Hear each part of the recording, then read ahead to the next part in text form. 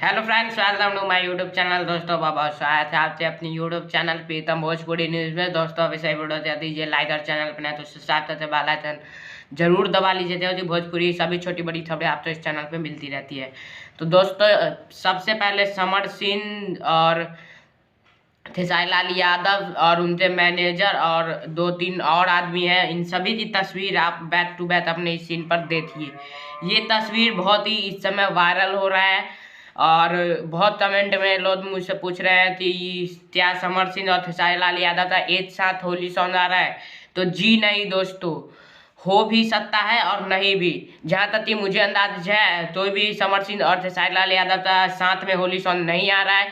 लेकिन आप लोग अगर ज़्यादा कमेंट करेंगे तो कमेंट के माध्यम से पहुँच सकता है कि दोनों आदमी तक एक साथ आया, क्योंकि आप लोगों के डिमांड से ही सब चीज़ होता है। तो उम्मीद करता हूँ आप लोग वीडियो अच्छी लगी हो और इन दोनों तो साथ में आना चाहिए या नहीं, ये आप कमेंट में ज़रूर बताइए। फिलहाल तो अभी ये साथ में नहीं आ रहे हैं, ये सिर्फ एक स्टूडियो में मुलाकात हुई है इनकी गाने रिकॉर्डिंग करने के लिए। तो उम्मीद करता हूँ आपके डाउट क्लियर होंगे। जय हिंद, जय